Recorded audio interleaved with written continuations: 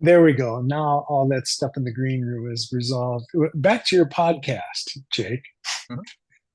Oh yeah, welcome back to Aliens, UFOs, and Ghost Stories. Today I'm joined by my friend Lowell Johnson, or LJ. We've had him on once before.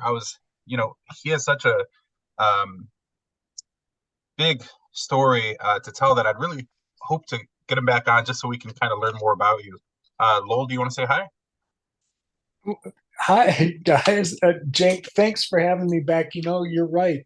Where we left off last time, it just, if people are triggered by any of it, you just got more questions. And so, really, I take the opportunity to do this because I think it's part of my journey.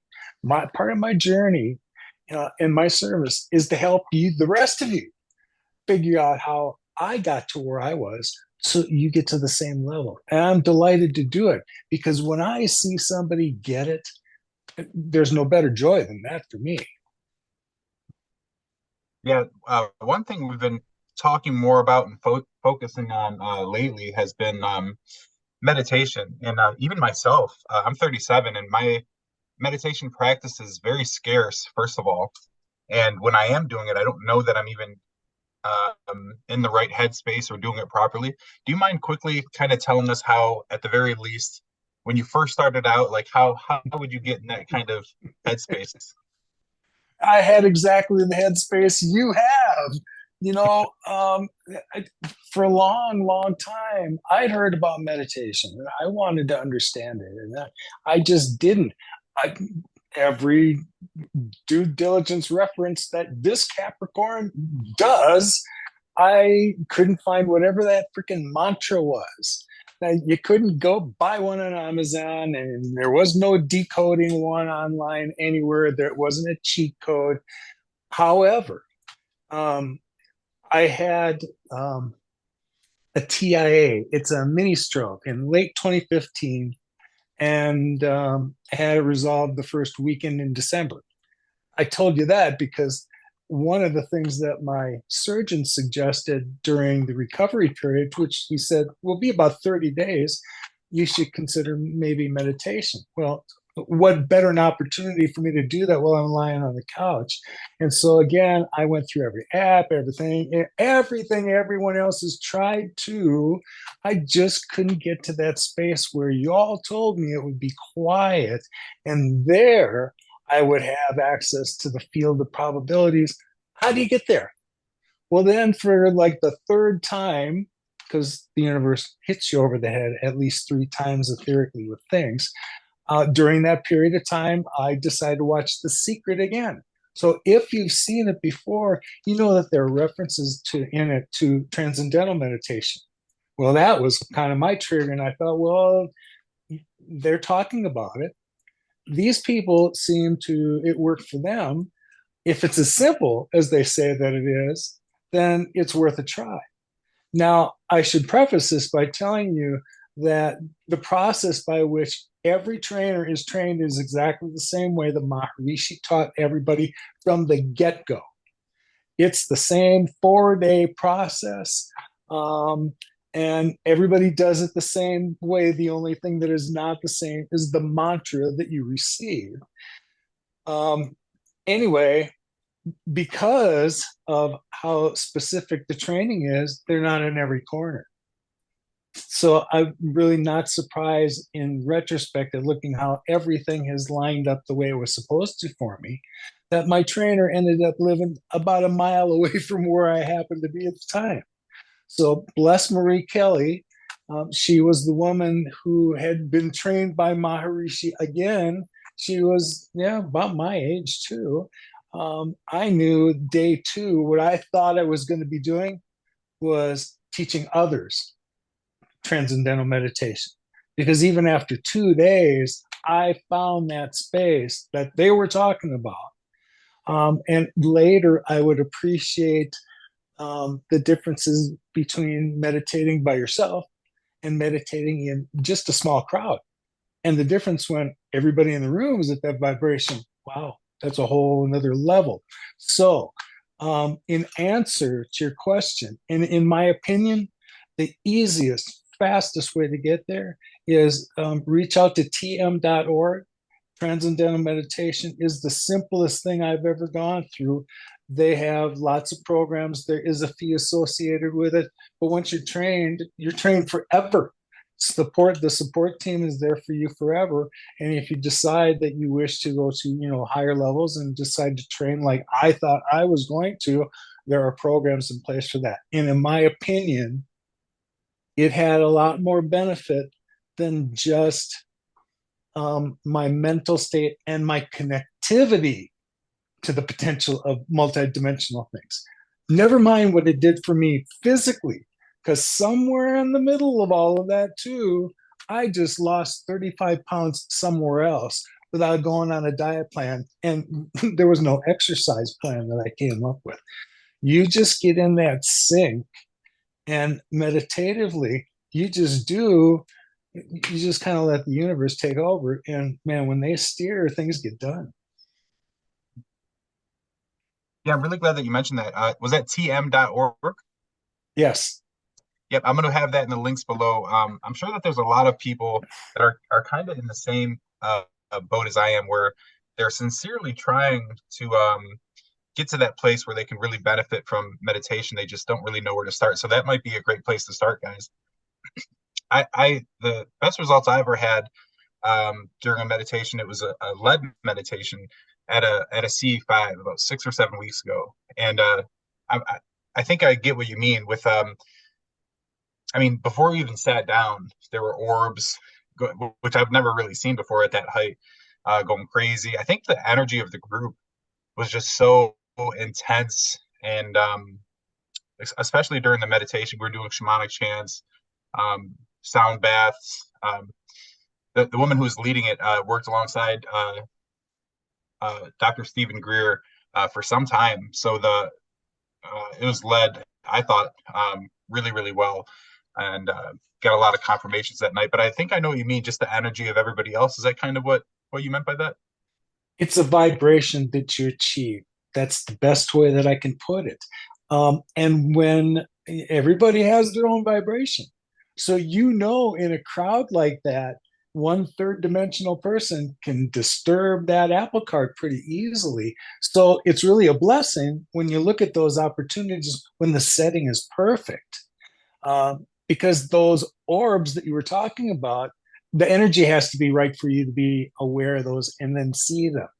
If there's any disturbance, there's no reason for them to reveal themselves. And so I love to hear whenever other people have had those experiences. Because when I first saw the pictures of them myself, I said, "Oh, I don't want to do that." And so when you find spaces where that can actually take place and then be photographed in the middle of it, it's not just that. You feel these sensations. They're like loving, cool things, but we're still discerning. It's funny that we talk about this today because there are a few things in terms of when we see these orbs, what are they? And certainly there are spirit orbs that we see all the time once we are in touch with, the next dimension. But there are also now these light things that we're beginning to see that are coming through the sky. Some of the phenomenon where we've seen that these lights come down street level and move toward us and kind of look at us and then seem to disappear. That's a different type of orb energy. So it's important that we're not very far away from having contact. I'm just going to say it out loud here for all of you to hear. You've heard enough about it that all of this, again, is vibration related. And the energy and the help that's around us is benevolent. They want to make contact with us. So, if you're vibrating right, get used to the idea that this is going to happen soon because it's already happening now. There are methods that that's taking place.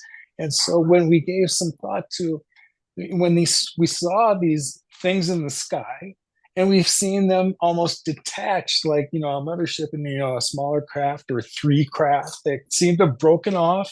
And then you start to see this energy move down here. Well, that is by definition, as far as I know, that's a telomere. the craft isn't going to land here.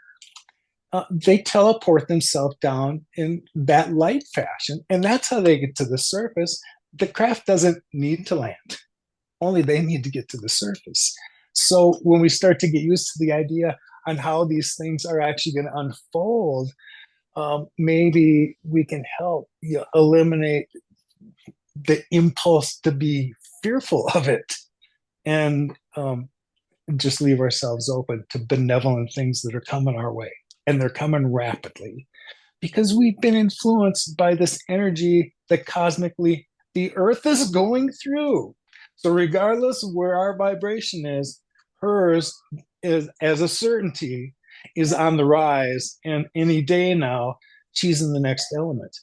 All of this is just our preparation so that momentarily our higher vibration matches hers and we move into new earth. Yeah, I couldn't agree more. I mean, I've had that sense for a couple of years now. It's everything certainly seems to be changing quite a bit, and I don't think it's far off contact. I mean, like as a mass, really, just as a people, I don't think that's too far away. Um, yeah, something I'll quickly get in. But you mentioned, orbs, sometimes even breaking into three or appearing as three. I don't think I've ever said this on a podcast, but my father, man, it must have been about close to 3 months now, 3 or 4 months, saw just that for the first time. He has an experience when he was very young that he never said was contact, but I mean, the way he describes it is he was playing outside. This is in Appalachia, in Kentucky. And I thought he said he was like 5 or 6, and he's like, all of his older siblings were kind of off doing their own thing playing, but he was playing on a slab rock and right next to an old schoolhouse that they used to live in.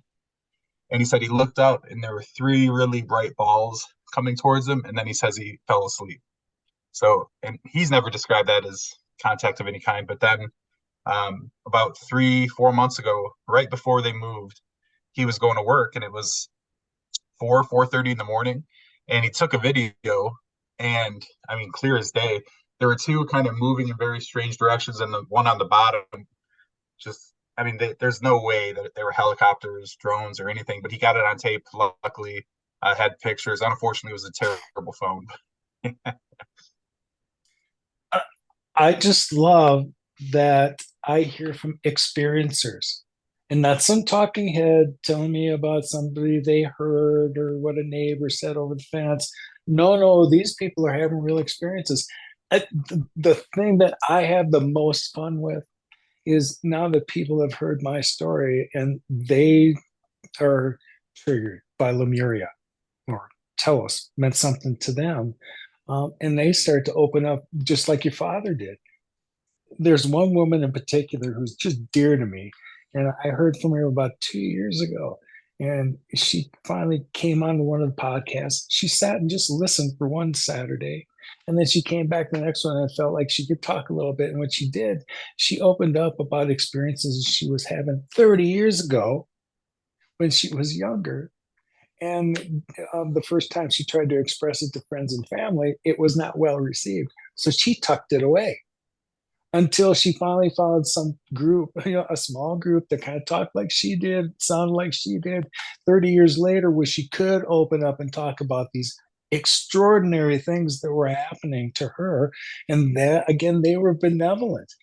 In retrospect, it's kind of sad to think that she turned off this wonderful access she had to greater things beyond herself because what other people thought about it, and instead of just kind of quietly enjoyed it. Well, she's blossomed since then, by the way, but that's the whole point of this.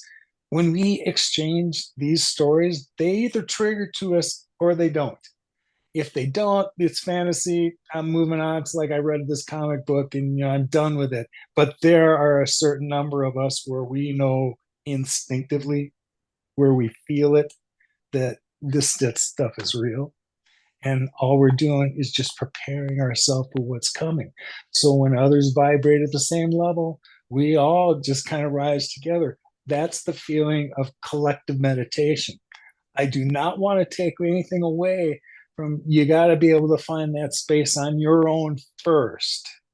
And then when you put that in a room of like-minded individuals or like meditated, all heart-centered, wow, the energy, and you can envision the light that just goes out from that space. It's incredible. Yeah, I get sensations just thinking about it here, sitting here. The day that the closest thing I have to think of that, uh, and my visit to Telos was when I stepped inside the council chamber. That is what it felt like. Mm. Wow. And if anybody is unsure, if you're hearing LJ for the first time, I strongly suggest you go back to our first interview, and you'll know exactly what we mean when we're speaking of Telos or Mount Shasta. With that being said, since your first most profound experience at Telos, have you been able to communicate with them through telepathy or meditation since? Regularly. Yes. It's now, uh, you can sense them in some spaces. It's hard to explain to people that they kind of heard the word multidimensionality, but in order to straddle it, you're kind of here and you're kind of there. Um, so I always have two perspectives that I see right now. My reflex is my third dimensional perspective, and as a human being, this is the way life affects me. And then the next dimension, higher perspective, where I know I'm connected to all of you, everything. And so I want the welfare of all of me all of the time. And that's just the next realm. We're here playing a role in third dimensional Earth. This was an experiment all along in duality. Our job as a spark of source was to come here and learn more on its behalf. And so every lesson I've signed up to learn, I'm going to learn the good stuff and the bad stuff. So I understand the contrast between the two. And that's my contribution back to source on here's the lesson I learned on your behalf and the collective benefits in the long run from it. But we're stuck in this density, and we have trouble seeing beyond the right and the wrong, the hot and the cold, the right, the left. We're too extreme. Poor humanity. They've just gotten to this place where if you can tell me one topic, just one, that these opposite poles can agree on, then I'll say that humanity has a pretty good way to kumbaya their way out of this. But I fail to see one. The good news is that in my mind, it was always going to take a cosmic reset anyway. And so here it comes.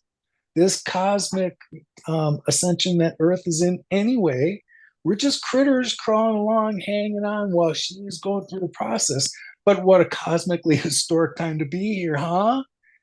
While we go from third to fourth dimension, you're here to witness it. And I'm telling you, if you start to think of your circumstances, you pick the time to be here.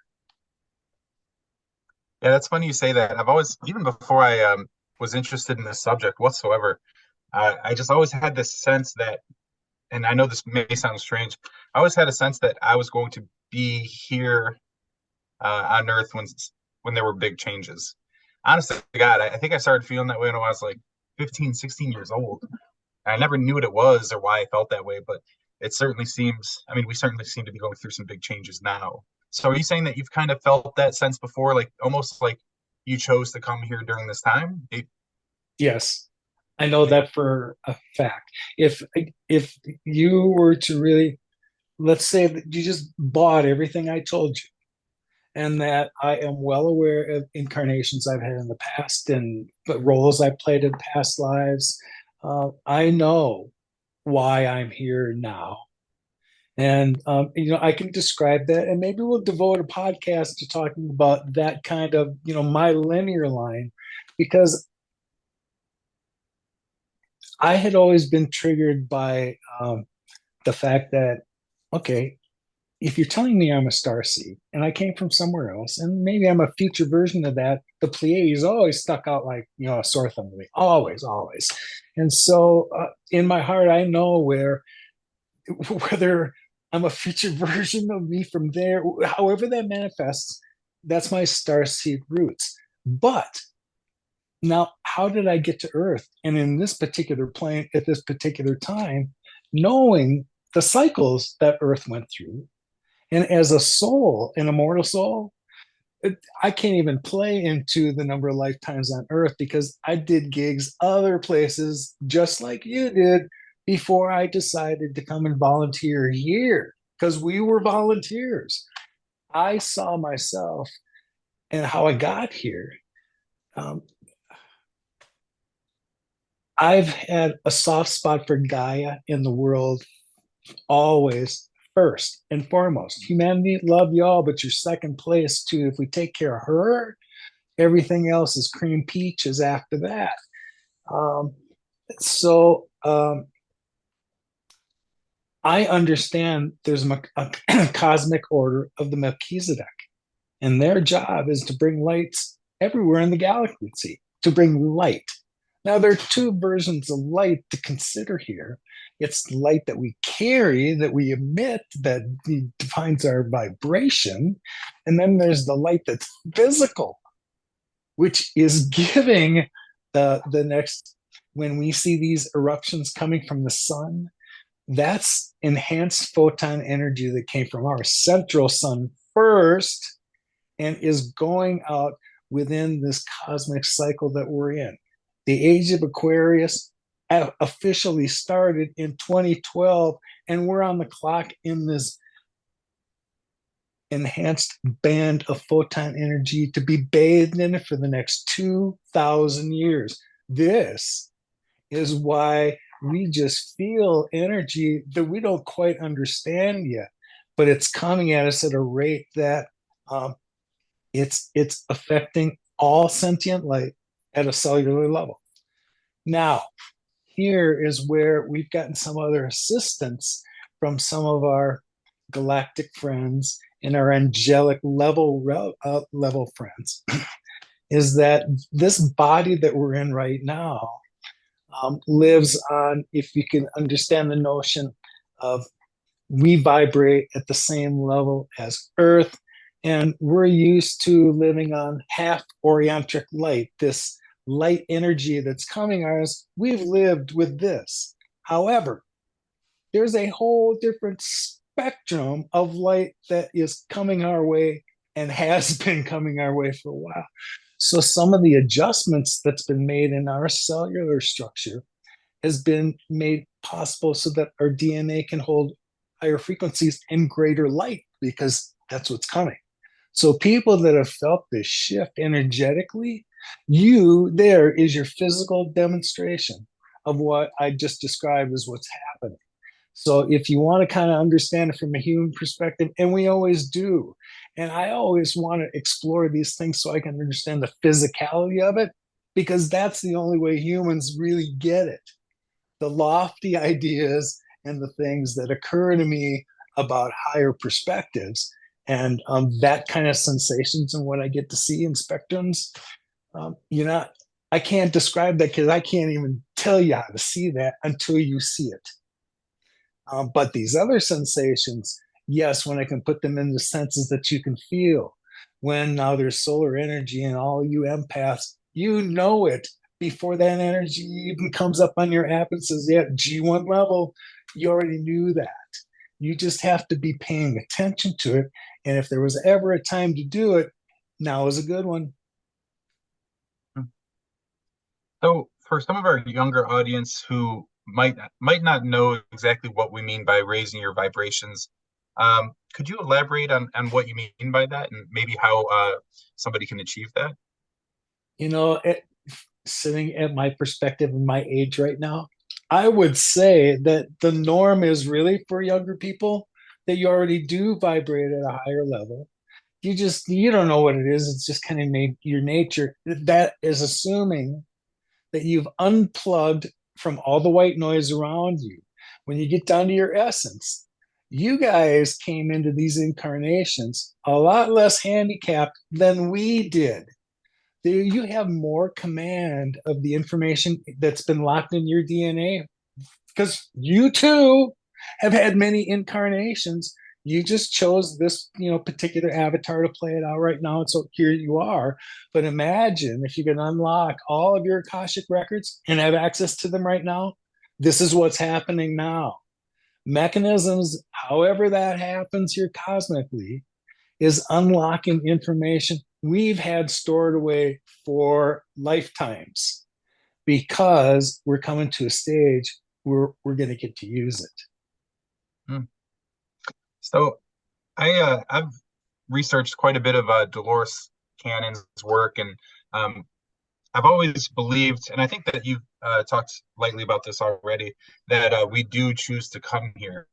Um, and I've also heard her say that this plane of existence is very difficult. It's like it's more of an advanced level of education almost. It's very heavy, very dense. A lot of like physical pain, emotional pain.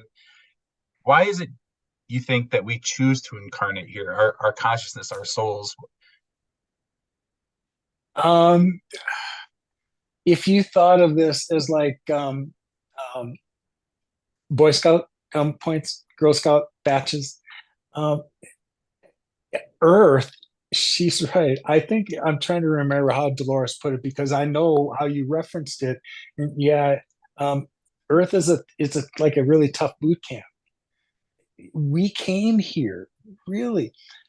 If you want to believe something, then I'm going to give you something to believe. So here, let's start with the fundamentals of how to comprehend the things we're talking about right now.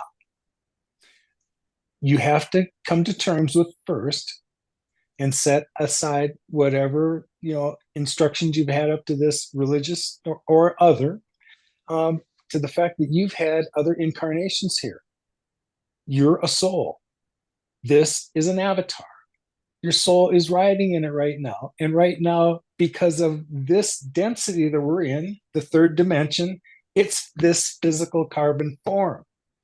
Our next plateau, we're in light form.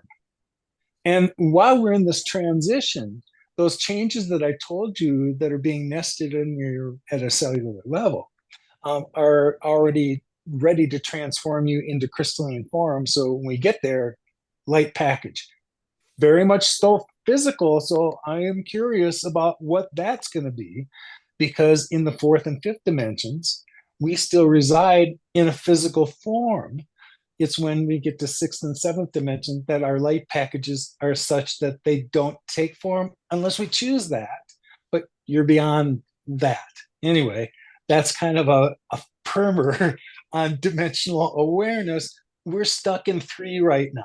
It's a density. And so, the lessons that we learned here were all about duality. Yes and no, black and white, hot and cold. Um, every one of you souls came here multiple times and played multiple roles. Your only frame of reference now is the one that you're in right now because it's your reality. But I'm telling you, if you spend some time with some people that can help unlock doors for you in past life regressions, believe me, they're just going to trigger dreams you think you've had, which, by the way, are experiences for all of you. You're having multiple experiences as we speak now. And once you can come to terms with that, you'll understand what I mean by you're all living in multidimensional awareness. You are just not aware of it like I am. And once you are, what you get to see blossoms like crazy. And it's been there all around us all this time. So when you're communicating with the Lemurians, do they have somewhat of a message, or I mean, if I had to say it more specifically, do they have more of a centralized message, or do you get what I mean? I guess I'm not sure how to phrase that, but It's just a vibration. You set an intent. Uh, Here's some more kind of fundamental things that I just learned how to manifest. Einstein helped me understand through quantum mechanics that in order for something to exist, it has to be observed by somebody. Doesn't exist until I see it. And so from there, it's now clear to understand that my thoughts just became a thing. Thoughts become things. Okay, so I manifest things. Whoa, okay, let's get a hold of that and see now if I can control my thoughts and get away from negativity that would invade anything but positive output. Because it's been proven time and time again over the last 4 or 5 years for me that all of the positive output is what exactly what the universe returns in abundance, by the way. And when I tune out all the negative stuff, not that I am unaware of it, I don't spend my energy on it. I don't feed it with my energy at all because there's lots of other things to feed my attention with and lots of people trying to get your attention. You all know it. You hold it in your hand in the box that you're holding. It got your attention. And here is why you fail to see the things I get to see, because that only comes out when I'm out in nature to give me a compass reading. And the rest of the time, I'm connecting with all of this. And I think even those of you that are holding the phones, you desperately want that. Hmm. Yeah, it's easy to become disconnected or to get sucked into that negativity. I'm not telling anybody what to do or how to spend their time, of course, but I learned years ago, really in my early to mid 20s, that just for me personally, like watching CNN or Fox, it didn't do anything positive for me. I think it's important to stay informed, of course, but it was getting to the point where I was doing it for 2, 3 hours a day, and I realized that after devoting that amount of my personal attention and emotion to it, that it just wasn't helping me specifically. So again, I'm not trying to tell anybody not to do that. I mean, everybody spends their free time on whatever they choose to, of course. But now, the older I get, the more I just want to focus more on my little tribe, my family, and my friends, and things that help me feel a little bit better and vibrate a little higher. Bingo, there.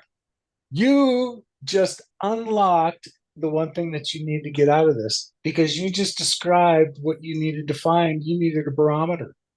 Now you found out what it was like and where I vibrated when I was listening to CNN. Did you vibrate high or did you vibrate low? Because you have something to compare with. Talked about your daughter and that kind of like, and that vibration is very high. Where do you think you want to spend your time? And now you have a barometer to decide when it feels high, because you asked me how to stay high. I'd focus on that stuff and tune out the other stuff that really didn't deserve your attention. But oh my God, in hindsight, look at how much of it I gave. Oh, let's stop the bleeding and start to focus on the things that you really want. Because I'm telling you guys, once you get dialed into extraordinary things, the next one comes along. The next pictures of light beings and me appear, and the next video of me going to Prairie Falls ends up being 38 minutes, but an hour and 57 minutes on tape because I've been stuck here in a time dilation that I was supposed to have. I am not the only human being that can do this. You all can if you can achieve this level of vibration. So I, God bless. I hope y'all get there. So uh, the clock is ticking.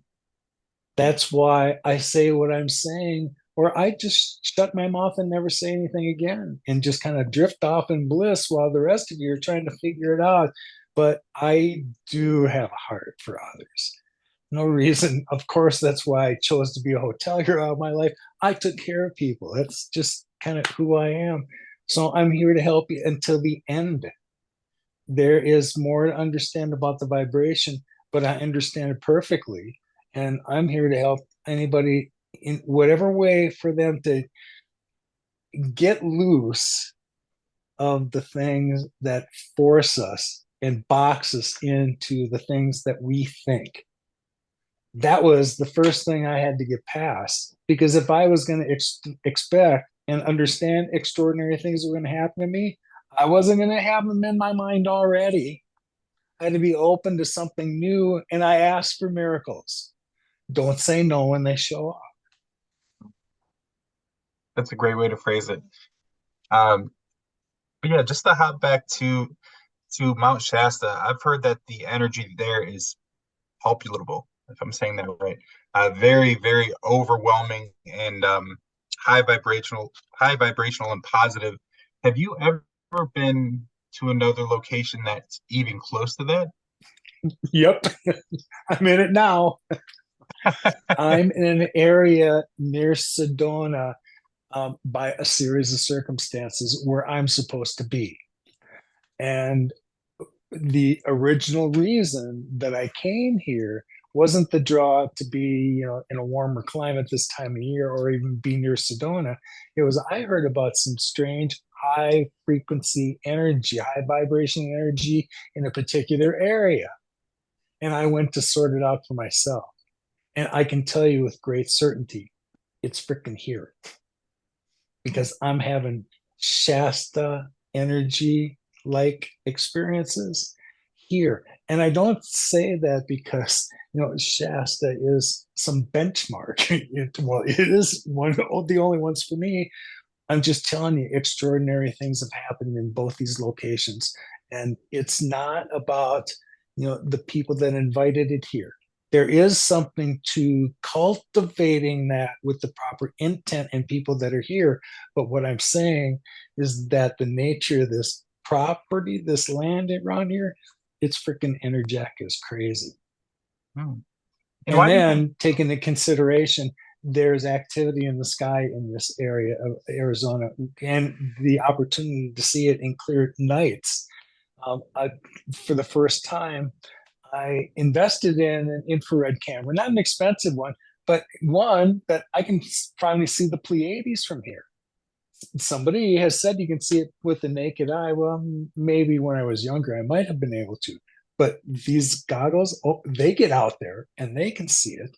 And then you see orbs in the backyard. And then, yeah.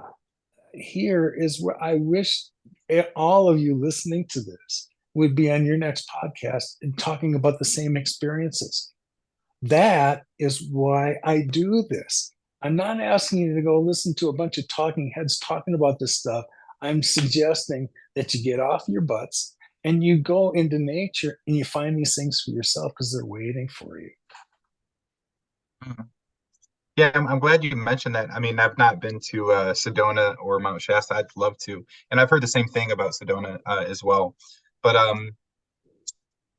for me, raising your vibrations, good Lord, I can't think of anything better for me specifically, whether it's fishing, hiking, I'll go out for mushroom hunting, pretty big on that, even antler sheds. But I've noticed I feel incredible. It doesn't even have to be sunny or nice. Just being in nature itself makes me have a whole new appreciation for my life here instead of just sitting in a dark room in the winter, just watching TV or something along those lines. Getting out there and um, it's humongous, really. I mean, that's been probably the number one thing that helps me feel more connected to this earth, of course. It washes over you. But you got to be the kind of person that likes to be outside. I get it. It's not everyone's cup of tea. But for those of us that really, I connect to something else out there. I used to call it connecting to nature. And when I first went out, I was thinking, when I originally went to Shasta, what was it that I was looking for when I went out in the woods? I was looking for energetic zones. That's what I was looking for. And so when I found those, that was a whole another dimension of just feeling something out in nature that I still to this day can't describe that energy shift. You just have to experience it yourself, and you can. Now, when I go back to these areas and I see them popping up in more areas, I understand that none of these, call them portals if you want to call them that, because they're energetic, um, are they're not meant to be surprises. They're not meant to be secrets. The day when they're all going to be active and activated for a reason, they're supposed to be well known. And so those people that vibrate at these levels are going to be drawn there anyway, because through this phenomenon that Earth is going through, there are going to be some physical changes. Things that existed in this third dimensional realm are no longer exist. They just entropy away is the easiest way for me to understand that. And everything that already vibrates at a higher level here already. So the density that we knew, we're still going to be exposed to the duality of Earth. But we realize we're connected to everybody else, and there's a solution. And even for the toughest things, every one of these gifted people in my tribe that I know, and they're all gifted in unique ways. One of them has the key to unlock whatever this task is, and that's what they were meant to do. None of us were soldiers that were supposed to march all at the same place. Here is where an appreciation of individual people's gifts. And if I could have turned the clock back on education and I made the call on ways that children should have been educated and groomed along the way, is we would have played until we explored the things that you love to do. And that would be throughout this mystery school engagement, you blossomed who you were supposed to be. And your path wasn't like anybody else's. Yours was, you're a sovereign being with free will, but that little soul inside of you has something else in mind for everybody else. And we're just here to help you unwrap it. And at the same time, each one of us are figuring out what gifts we're mastering, because at the same time, wow, we know how special Jake is with what he has to offer. And when he dials it in, none of us worry because we got Jake. Now imagine a room full of people that can do that, and their skills are so varied that see what this tribe can do. Here is where we're waiting to see what humanity can really do when we haven't been disturbed and manipulated along the way. We're finally going to be back where we can take command of the DNA that was our original blueprint, undisturbed by anybody else, so that we can really show once and for all what humanity can do in this environment in a world out of third dimension, though. Yeah, sometimes I think that the powers to be, and I don't mean to sound, but it seems like that they want us to be distracted, or they want us to be worried or conflicted. And I think if more people could just focus in on their well-being and their happiness, I think we as a people, Homo sapiens sapiens, would be a lot better off. And I know that's easier said than done. I mean, I have stressors too, of course, but um, so yeah, I'll quickly describe this.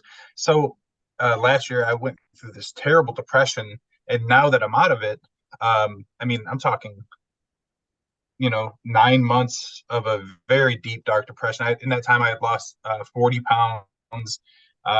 There were nights where I didn't sleep at all. Sometimes I was getting an hour or two of sleep. Had a lot of trouble eating or just getting out of bed. I mean, there was a lot of days where I was in bed for 15 hours in a day. And now that I'm out of it, I realized I was only focused on what I wasn't doing, or what I wasn't able to achieve. And I felt very upset with myself. But then now that I'm out of it, I realize I have this incredible relationship with my immediate family and to Mother Earth. And finding happiness now seems to be very simple. It's at least for me, I can't speak for anything, but it's kind of appreciating what you do have instead of kind of torturing yourself for what you don't have. That's helped me out tremendously. that's like life lesson 97 for all of us. You just have to grow to that space. Uh, but I'm an observer and a recorder, so I'm going to give you an observation. I can sense that whatever puts you in that place was not caused by the same environment that got you out of it. Because when you got to focus on the loving interaction, and that's what you fed off of, wow, just see how the rest of it didn't really matter anymore. And when all of this was in your field, all of this is energy, of course. And we, as electromagnetic beings, are like capacitors. So we take in energy, we express out energy. So for a long time, buddy, you held some negative energy that needed to be purged, but only you were able to figure out the freaking key and whatever the triggers were going to be along the way. So those are some of the lessons, by the way, you signed up for. So, but when they did come, look at it was like almost now you understand what that palatable purge. It was like energy just went away, and now it was backfilled was light that came in and expanded your way to look at things in a much more loving way, because that when you focus your attention on was all you got in return. Yeah, let's just stay in that groove, because now you know what the alternatives are. And now you see that's white noise. None of it deserves my attention, because when I give any bit of it to it, even if it's negative and I need to pay attention to it, I'm feeding it, and I don't want to feed it anymore. My attention, limited as it is, I want to focus on the things that bring me joy, and therein I raise my vibration. And here is how I prep myself for where I'm going next, because it's freaking awesome. Yeah, there's something there's something I've noticed. Not, I've been doing this for some time now, and I've spoke to all sorts of experiencers, and one thing that they all seem to have in common is that they sincerely want to help. They want to spread the word. They want to yeah, just kind of give back. And I'm getting that sense from you, of course. I've already known this about you. Um, it's almost like their biggest drive, really. Um, why do you think it It's is my that juice. yeah, Honestly, I gotta confess, that's where my juice comes from. But I was that kind of manager in the hotel business too. I got more excited when my team was recognized. Here, I'm on a freaking galactic level right now. I want to see all of you get it the way I do. That makes me just blossom in ways you can't understand. And if you want to see it from my perspective, these moments when we're together, when you've gotten something out of this, Jake, that happened because I was here to witness it. That's what I was here to do galactically. I'm also a recorder for the Akashic Records. Who else was here to witness what happened between you and me except me? Yes, I am honored when I get to witness these places where I was part of an impact. I wasn't the impact. I'm an observer and a recorder. You are just kind of revealing your way. And it's a delight for me to see. I get to interact with your journey along the way. And we were supposed to do this, and we're supposed to do it so that others are going to see that, oh my God, these guys are on to something. And we are. There is a difference in age linearly between Jake and I. But man, I can tell you where we see and what we vibrate at, that's what we're all trying to help the rest of you get to. And the clock is ticking in terms of the speed at which Earth is going to go through her cosmic cycle. Now, again, I appreciate that the younger crowd that I know, Jake, that's your posse. I'm delighted to talk to you, because talking to my tribe, at my tribe, people my age, they don't get it. They're never going to get it. They don't want to get it. Bless their hearts. you guys already get it because, like I said before, you've had this sixth sense that you were aware of long ago that we, that those of us that were born in the early 50s, yeah, we kind of went through different phases. And we had it a lot different. When I kind of put it into a linear fashion, one of the reasons why I came back and the timing with which I did that had everything to do with when um, extra galactic help was going to come to humanity, because humanity was hands off. They're supposed to learn their own lessons. They're evolving on their own. Let them learn their own lessons until World War II. And when we started to build atomic bombs and we dropped them on other, countries, and started to demonstrate what damage we could do to the planet in a 80 to 100-year cycle in this carbon body, that's what you're going to do to the planet. We don't own it.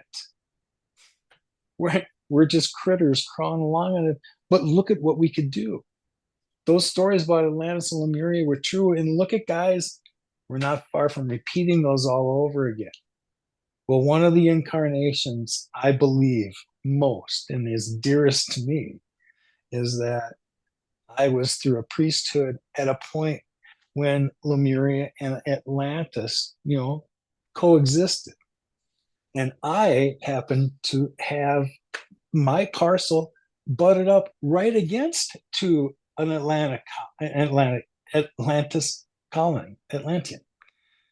It was a model for unity and brotherhood and exchanges of ideas and technology. It was wonderful until the dark energies did their way with it and sunk those land masses. There's plenty of evidence. If you want to go through the geology of it, there's no reason for me to do that. Let's just skip to the history lesson and get you where you need to be. We're close to doing it again. Look at all this threat of nuclear devices that we did before. This is why we incarnated when we did, because in order to make a difference on this side, in order for the Lemurians to make an impact here, they had to be incarnated into this. Here we are. I started back in the 50s with a lot of other indigo children. You've heard of us. And so we were the first of Dolores's 3 phases. We came to be here for this so that we would make our impacts on this side.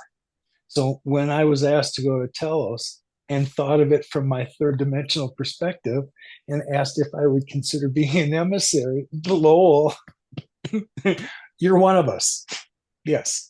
You chose to be on this side when this came, so that, yes, that interaction between the surface and those of us that are below, we've just been waiting for this time, that here would be that transition team. And I'm not the only one. You're just the one I heard about. And well, I don't know that anybody else has actually been inside the way that I have, but I won't be the only one. There is greater contact that the Lemurians assured me of last year.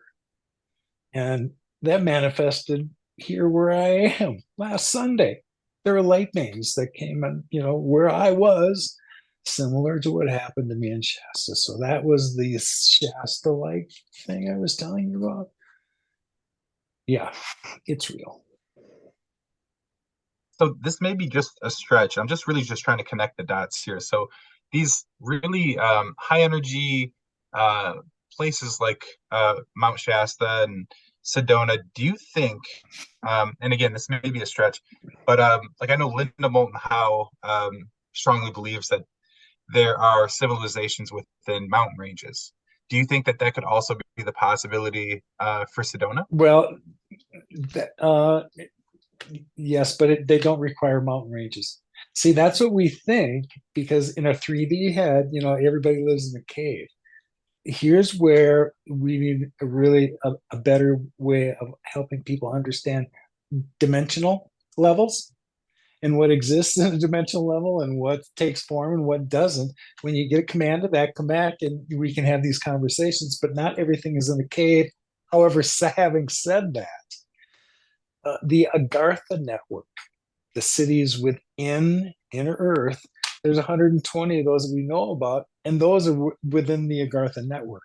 There are other civilizations and outposts in addition to that in inner Earth, anywhere from the fourth to the seventh dimensions, and they all get along great. So, can you see why what we're doing on the surface is a threat and sends out ripples that we don't understand what we're doing? We're like babies. And so it's time for everything to evolve. So thank God that Earth is evolving and we all get to go along with her. Because I'm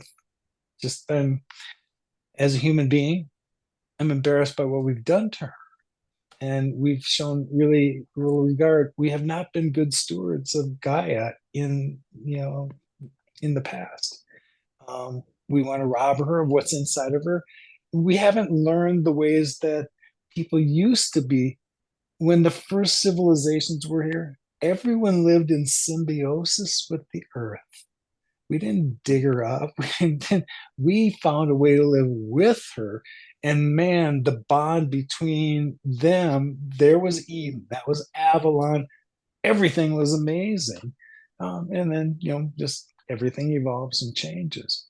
But we in Earth are moving back to not fifth dimensional awareness. That's where our focus is. And that's great because, yes, we are going there. Our target's seven again. Seven, guys. Yes. Once we Yeah, get out of this muck, it's easy.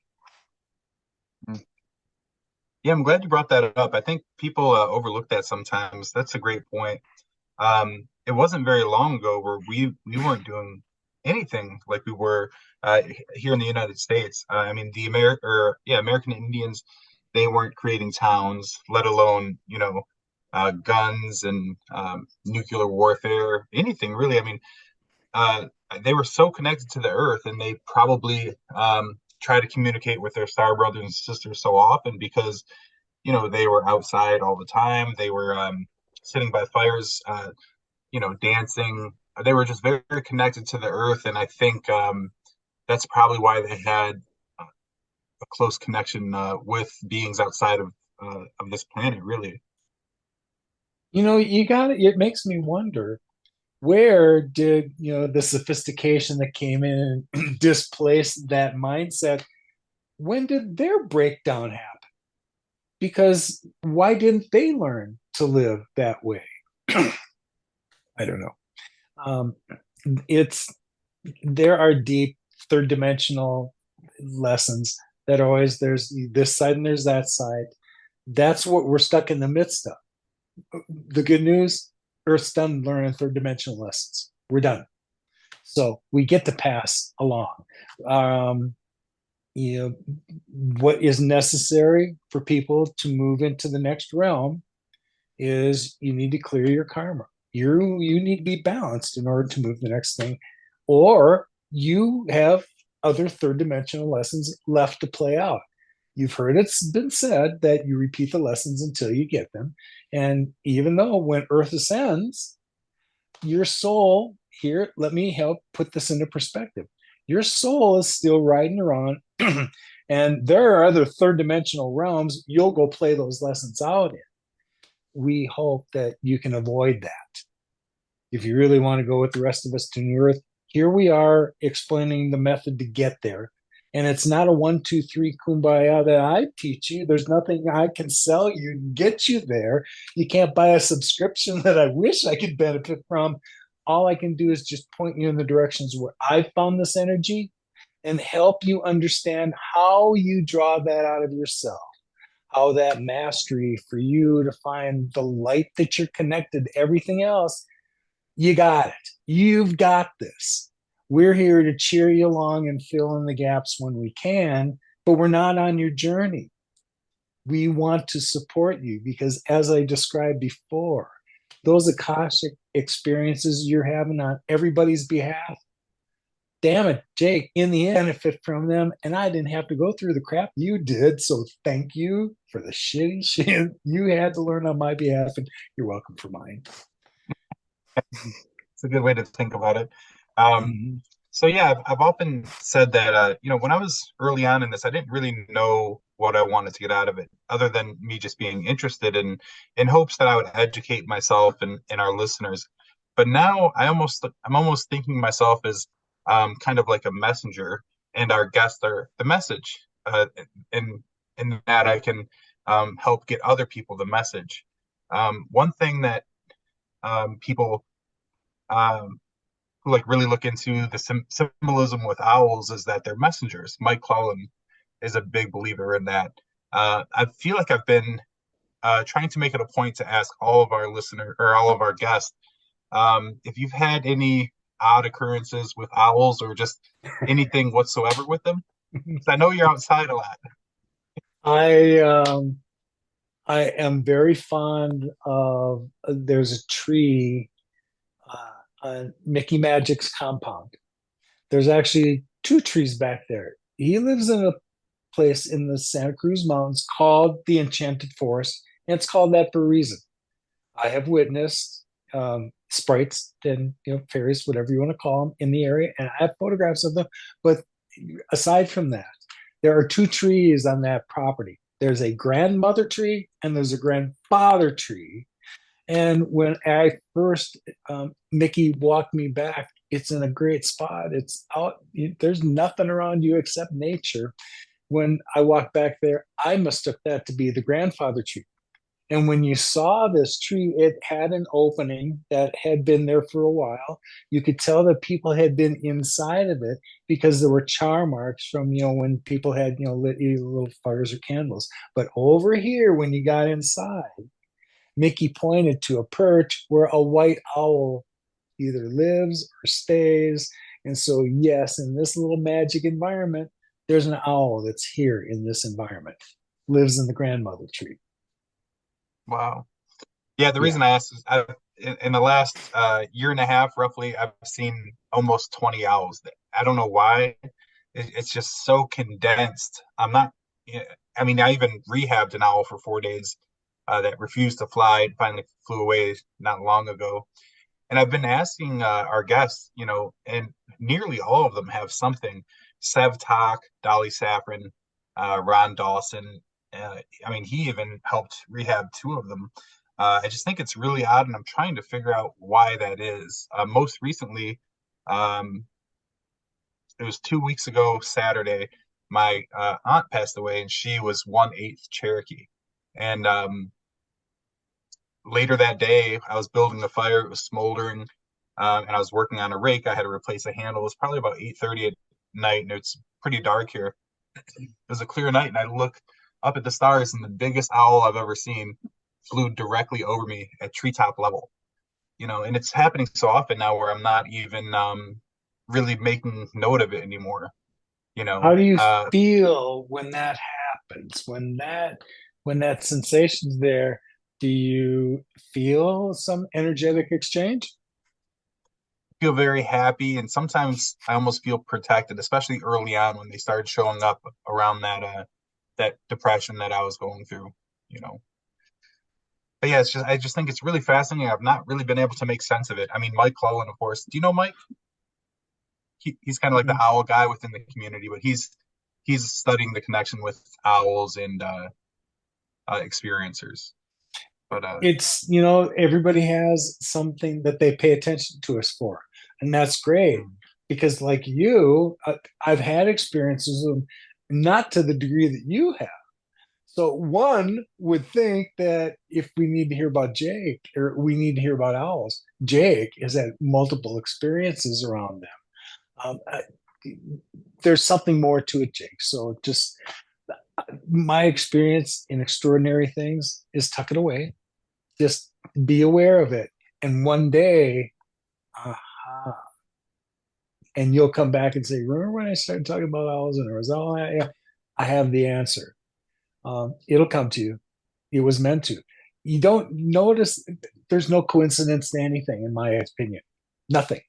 So the fact that you've seen them on multiple occasions, they're in your awareness big time for a reason.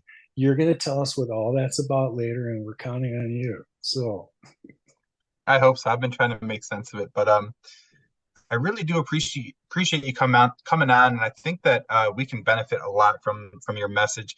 If there were just maybe one more message to our listeners that could maybe potentially help them or kind of resonate with them, what might that be? we already touched on today the importance of getting yourself into a meditative state pays benefits in many ways. Um, your health will benefit by it indirectly, and you won't have to do anything else. Your mindset will be much more calm, much more relaxed. And therein is when you connect to bigger things that maybe you've dreamt about before, but you never really explored. I encourage you to let go and dream big because those are your experiences. They're meant for you to have. I want you to have them because you're having them for me too. Remember, we're connected. There, things are about to shift so much. So, Jake, it's a pleasure for me to speak to your audience because I want you to see clearly the things I see. If you have to believe something, then I'm here to tell you what to believe. And I wasn't built that way before. I think you've heard me speak before, and I don't want to influence anyone else's experience. So yours is authentic, and you can tell your story. And it wasn't because you heard Lowell say that. I want you to have the authentic experience because, again, you're connected to me in one way or the other. I benefit from it. Um, but I am. My guy just said, screw that law. These people need something to believe, so give them something. So I'm going to share the things that happened with me. I'm going to be authentic about it. You're either going to accept it and you don't believe it and you'll dismiss it. But those of you that don't dismiss it, then you know where to find me. And we can continue these conversations because what's happening to me is happening to the rest of you. You just don't really understand it all yet. And we're nowhere near the end. So the tribe assembles for a reason so that we can all begin to understand the path together along the way because everybody holds a little key for us along the way. Jake, you came along and had a trigger for me that when I listened back to this later, which always happens, Jake said something I was supposed to hear. Without this little engagement, it wouldn't have taken place. So I'm grateful. Every time I get asked to do these, there's something in it for me. I'm not meant to be a talking head. I'm here to help y'all extract whatever mastery is inside of you because we need it. Yeah, no, I'm just grateful that I can, on a weekly basis, educate myself and our listeners. And there's never been a conversation that I've ever had with somebody on this platform where I didn't learn. So I really do appreciate that, Lowell. And we're going to have links below, of course, to tm.org. What's the best way for people to find you? Maybe we could talk about your YouTube page. Um, yeah, just point them to my webpage. Just type lowelljohnson.info into a web browser and you'll get to my website. From there, then you'll find links to YouTube and LinkedIn and any other way that you like to communicate, Instagram. That's the easiest way to kind of, you'll find me one way or the Okay. Well, I really appreciate your time. And if there's just one more message I could get across to our listeners is to be strong in love. I truly believe that that's what we're really meant to be doing here. Um, to be kind and to take care of one another. And if you're a young man too, especially, you're gonna have to learn how to um, receive love and express love a little bit better. Because in our culture, at least here in the United States, it's almost, I mean, especially in your generation, LJ, that it was almost like frowned upon to be emotional and to, you know what I mean? Oh boy, we didn't talk about the feminine divine, but I have a huge appreciation for that. And I find myself in conversation defending that perspective more often than not. I know that in order for us to get to the next level, there has to be a balance of masculine and feminine.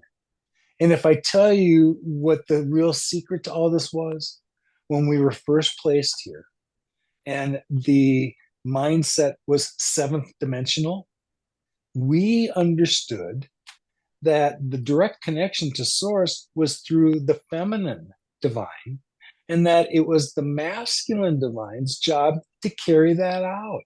And we did that with delight. Oh my God, we got divine messages and what masculine could do, because we could manifest anything we wish. The world was unlimited in what we could do with it. Then there was a period where energies changed and intents changed. And so we're here where we are today. But we're about to step into a place where none of the crap that we got us here, that we've been stuck in for a while, we've already proven that humanity wasn't going to get themselves out of it. Because look at this. There was a greater plan for the universe. And I'll say this because I know this in my heart to be true. There have been situations like this with other planets, just like Earth in this kind of circumstance, that they didn't think twice about just starting over. We'll just start over. This, we've all been assured by the guides that have been here along the way that this is not one of those instances. No, no. Earth is going to be saved, and humanity is worth saving. So that's why we're all here to assist. And yeah, I do love it. Mm. I really appreciate your time, LJ. Any of our new listeners, I strongly, strongly suggest you go back and listen to our first conversation, or really just if you were to go to Spotify, Apple, and just write in Lowell Johnson, that's Lowell. You look for Starbucks Mystery School on Spotify or Amazon, and you'll find all my podcasts. It's funny, Jake. Yesterday, I uploaded the 77th one since I decided I would do these back in August. And if you remember, I said I didn't want to do this.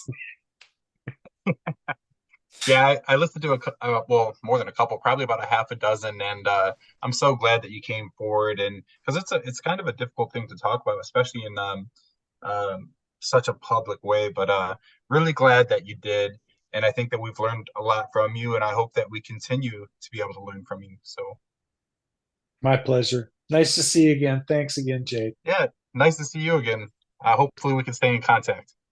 Oh, we will. Take care, buddy. Until next time. Okay. Bye now.